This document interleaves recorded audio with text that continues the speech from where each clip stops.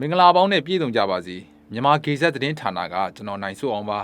အကြမ်းဖက်အဖွဲ့တွေယာယီစိုးမိုးထားတဲ့အင်းတော်မြို့နယ်တစ်ခုလုံးနီးပါးကိုတက်မတော်ကပြန်လည်သိမ်းပိုက်ထိန်းချုပ်တဲ့သတင်းဖြစ်ပါတယ်အကြမ်းဖက်အဖွဲ့တွေကအစိုးရအုပ်ချုပ်မှုရန်တရားတွေရပ်တန့်စေရန်နဲ့၎င်းတို့ကိုကြိုးစီးပွားအတွက်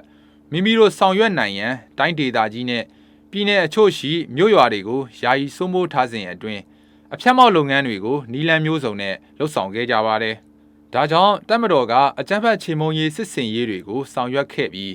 အကြမ်းဖက်သမားတွေစိုးမိုးထားတဲ့အင်းတော်မြို့ကို2026ခုနှစ်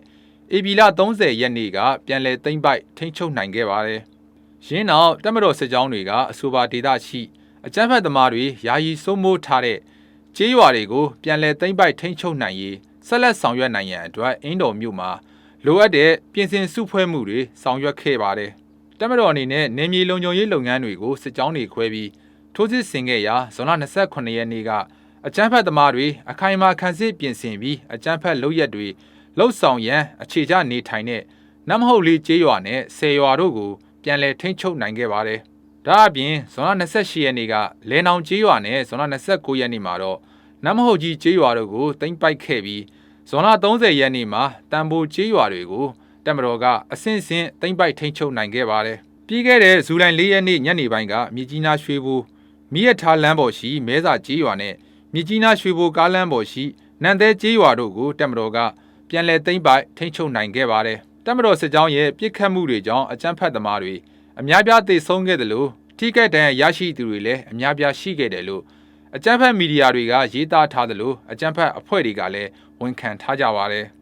တပ်မတော်ကမဲစာကျေးရွာအပါအဝင်ကျေးရွာတွေကိုပြန်လည်သိမ်းပိုက်ရရှိရေးအသက်ကိုဗဒါနာမထားပဲရွံ့ချွန်တိုက်ခိုက်ချေမှုန်းခဲ့ကြပြီး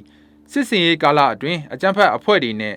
တိုက်ပွဲစုစုပေါင်း32ကြိမ်ဖြစ်ပွားခဲ့ကရန်သူထံက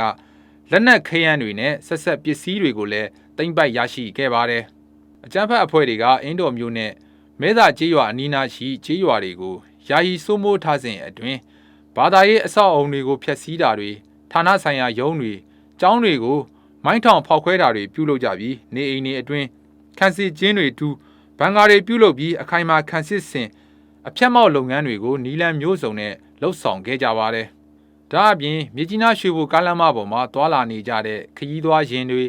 ကုန်တင်ယာဉ်တွေကိုဖမ်းဆီးချိန်ချောက်စက်ကြီးကောက်တာတွေပြုလုပ်ကြပြီးဒေသခံပြည်သူတွေကိုလည်းဖမ်းဆီးတပ်ဖြတ်တာတွေနဲ့လူငယ်တွေကိုအတင်းအဓမ္မလူသစ်စုဆောင်းတာတွေလှုပ်ဆောင်ခဲ့ကြပါတယ်။အကြမ်းဖက်အဖွဲ့တွေရဲ့လုပ်ရက်တွေကြောင့်ဒေသတွင်းကုန်စည်စည်းစိမ်မှုတွေနှောင့်နှေးခဲ့ရသလိုဒေသခံပြည်သူတွေရဲ့လူမှုစီးပွားဘဝတွေလည်းပျက်စီးခဲ့ရပါတယ်။တပ်မတော်ကလည်းဒေသခံပြည်သူတွေရဲ့လူမှုစီးပွားဘဝတွေဖွံ့ဖြိုးတိုးတက်စေရန်အတွက်လိုအပ်တဲ့ပြည်내ထူထောင်ရေးလုပ်ငန်းတွေပြည်သူတွေရဲ့ကျန်းမာရေးပညာရေးကဏ္ဍပေါင်းစုံတွေကိုအမြန်ဆုံးဆောင်ရွက်ပေးတော်မှာဖြစ်ပါတယ်။ဒါအပြင်တပ်မတော်ကနေမြေလုံခြုံရေးလုပ်ငန်းတွေကိုအရှိန်အဟုန်မြင့်ဆက်လက်ဆောင်ရွက်နေပါတယ်။သတင်းကြည့်ရှုပေးခဲ့ကြသူအားလုံးစိတ်ချမ်းသာကိုယ်ကျန်းမာရှိကြပါစေ။မြန်မာဂေဇက်ရဲ့သတင်းတွေကို TikTok YouTube Telegram Facebook တို့မှာဝင်ရောက်ကြည့်ရှုနိုင်ပါတယ်အားလုံးကိုကျေးဇူးတင်ပါတယ်ခင်ဗျာ